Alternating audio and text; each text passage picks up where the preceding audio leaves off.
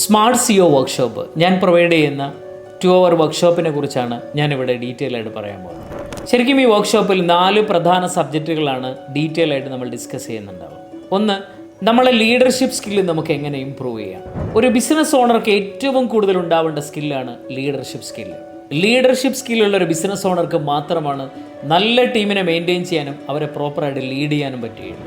നമ്മുടെ ബിസിനസ്സിലെ sales and marketing department ആവട്ടെ, നമ്മുടെ ബിസിനസ്സിലെ ഓപ്പറേഷൻ ഡിപ്പാർട്ട്മെൻ്റ് ആവട്ടെ, നമ്മുടെ ബിസിനസ്സിലെ ഫിനാൻസ് ഡിപ്പാർട്ട്മെൻ്റ് ആവട്ടെ, ഈ പറയുന്ന എല്ലാ ഡിപ്പാർട്ട്മെൻറ്റും പ്രോപ്പറായിട്ട് മുന്നോട്ട് പോകണമെന്നുണ്ടെങ്കിൽ, ഇവിടങ്ങളിലെല്ലാം വർക്ക് ചെയ്യുന്ന ടീമിനെ ഇഫക്റ്റീവായിട്ട് ലീഡ് ചെയ്യണമെന്നുണ്ടെങ്കിൽ നമുക്ക് എപ്പോഴും നല്ലൊരു ലീഡർഷിപ്പ് സ്കില്ല് ഉണ്ടായിരിക്കണം. ലീഡർഷിപ്പ് സ്കില്ല് ഡെവലപ്പ് ചെയ്യാനുള്ള പ്രാക്ടിക്കൽ സ്ട്രാറ്റജീസും ടൂൾസുകളും ആയിരിക്കും നമ്മൾ ഈ വർക്ക്ഷോപ്പിൽ ഡീറ്റെയിൽ ആയിട്ട് പറയുന്നുണ്ടാവും. രണ്ടാമത് ഈ വർക്ക്ഷോപ്പിൽ വളരെ ഡീറ്റെയിൽ ആയിട്ട് നമ്മൾ ഡിസ്കസ് ചെയ്യുക നമ്മുടെ ബിസിനസ്സിൻ്റെ ഫിനാൻഷ്യൽ റിപ്പോർട്ടിംഗ് എങ്ങനെ വളരെ ഇഫക്റ്റീവായിട്ട് നമുക്ക് നമ്മുടെ ബിസിനസ്സിൽ ഇംപ്ലിമെൻറ്റ് ചെയ്യാൻ പറ്റും.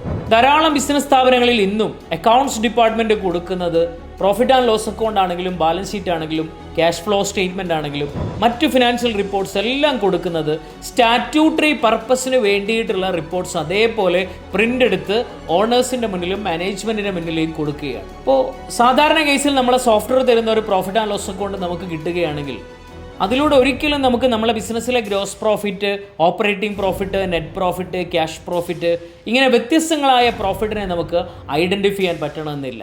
സാധാരണ നമ്മളെ ബിസിനസ്സിലെ നെറ്റ് പ്രോഫിറ്റ് എത്രയാണ് നമുക്ക് മനസ്സിലാക്കാൻ പറ്റുന്നുണ്ടായിരിക്കും.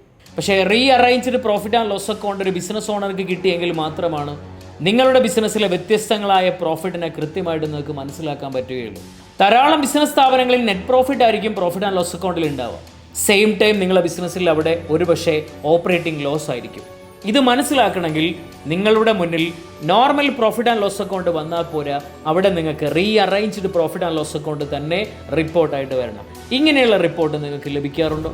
നിങ്ങളുടെ ബിസിനസ്സിൻ്റെ ബാലൻസ് ഷീറ്റിനെ നിങ്ങൾക്ക് പ്രോപ്പറായിട്ട് റീഡ് ചെയ്യാൻ പറ്റാറുണ്ടോ? ബാലൻസ് ഷീറ്റിനെ പ്രോപ്പറായിട്ട് റീഡ് ചെയ്യാൻ പറ്റിയെങ്കിൽ മാത്രമാണ് അടുത്ത 6 മാസം നമ്മളെ ബിസിനസ് എവിടേക്കാണ് പോകുന്നത്, നമ്മളെ ബിസിനസ്സിൻ്റെ ഫിനാൻഷ്യൽ വീക്ക്നെസ് എന്തൊക്കെയാണ്, നമ്മളെ ബിസിനസ്സിൻ്റെ ഫിനാൻഷ്യൽ സ്ട്രെങ്ത് എന്തൊക്കെയാണെന്ന് കൃത്യമായിട്ട് മനസ്സിലാക്കാൻ പറ്റുകയുള്ളൂ. ശരിക്കും നമ്മളെ ബിസിനസ്സിനെ കറക്റ്റായിട്ട് മനസ്സിലാക്കണമെന്നുണ്ടെങ്കിൽ എവിടെയൊക്കെയാണ് നമുക്ക് വീക്ക്നെസ് ഉള്ളത്, എവിടെയൊക്കെയാണ് നമുക്ക് സ്ട്രെങ്ത് ഉള്ളത്, എന്തൊക്കെയാണ് നമ്മൾ കറക്റ്റ് ചെയ്യാനുള്ളത്, ഇനി നമ്മൾ എവിടേക്കാണ് എത്തേണ്ടത്, ഇതിനെക്കുറിച്ചൊക്കെ മനസ്സിലാക്കണമെങ്കിൽ നമ്മൾ തീർച്ചയായിട്ടും ബാലൻസ് ഷീറ്റ് റീഡ് ചെയ്യാൻ നമുക്ക് പറ്റണം.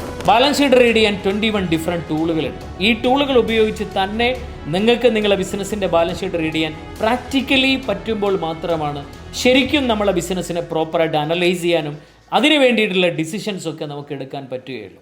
ഈ വർക്ക്ഷോപ്പിൽ ഞാൻ പ്രൊവൈഡ് ചെയ്യുന്ന മൂന്നാമത്തെ ഏറ്റവും പ്രധാനപ്പെട്ട ടോപ്പിക്കാണ് ടീം മാനേജ്മെൻറ്റ്. ധാരാളം ബിസിനസ് സ്ഥാപനങ്ങൾ ഇന്നും നേരിടുന്ന ഏറ്റവും പ്രധാനപ്പെട്ട പ്രശ്നം അവരുടെ ബിസിനസ്സിൽ പലപ്പോഴും നല്ല ടീമിനെ ഹയർ ചെയ്യാൻ പറ്റുന്നില്ല.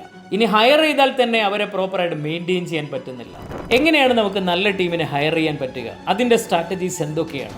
റൈറ്റ് സീറ്റിൽ ഇരുത്തണമെങ്കിൽ തീർച്ചയായിട്ടും നമ്മൾ GWC റൂള് തന്നെ വെച്ചിട്ട് നമ്മളെ സ്റ്റാഫിനെ നമ്മൾ അനലൈസ് ചെയ്യണം, പീരിയോഡിക്കലി അനലൈസ് ചെയ്യണം. നമ്മളെ ബിസിനസ്സിൽ പീപ്പിൾ അനലൈസർ നമ്മൾ റെഗുലറായിട്ട് കണ്ടക്ട് ചെയ്യണം. എങ്ങനെയാണ് പീപ്പിൾ അനലൈസർ കണ്ടക്ട് ചെയ്യുക, അതിൻ്റെ വഴികൾ എന്തൊക്കെയാണ്, ഇതെല്ലാം നിങ്ങൾക്ക് ഡീറ്റെയിൽ ആയിട്ട് ഈ വർക്ക്ഷോപ്പിലൂടെ പഠിക്കാൻ പറ്റും. നാലാമത് ഈ വർക്ക്ഷോപ്പിൽ ഏറ്റവും പ്രധാനമായിട്ട് നമ്മൾ ഡിസ്കസ് ചെയ്യുന്നുണ്ടാവുക സെയിൽസ് ഇംപ്രൂവിങ് സ്ട്രാറ്റജീസാണ്.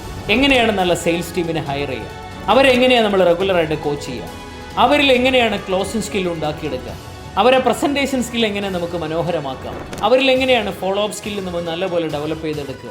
നമ്മൾ ആഗ്രഹിക്കുന്ന സെയിൽസ് ടാർഗറ്റ് അച്ചീവ് ചെയ്യണമെന്നുണ്ടെങ്കിൽ അവരുടെ പ്രൊഡക്ടിവിറ്റിയും അവരുടെ റിസൾട്ട് മാക്സിമം കൂട്ടണമെന്നുണ്ടെങ്കിൽ അവരിൽ ഒരു ബിസിനസ്മാൻ നിർബന്ധമായിട്ടും മെയിൻറ്റെയിൻ ചെയ്യേണ്ട ഹാബിറ്റ്സുകൾ എന്തൊക്കെയാണ്, അവരുടെ ക്ലോസിംഗ് സ്കിൽ ഡെവലപ്പ് ചെയ്യാൻ നിർബന്ധമായിട്ട് നമ്മൾ അപ്ലൈ ചെയ്യേണ്ട സ്ട്രാറ്റജീസ് എന്തൊക്കെയാണ്, ഇതെല്ലാം വളരെ ഡീറ്റെയിൽ ആയിട്ട് ഈ വർക്ക്ഷോപ്പിൽ നമ്മൾ ഡിസ്കസ് ചെയ്യുന്നുണ്ടായിരിക്കും.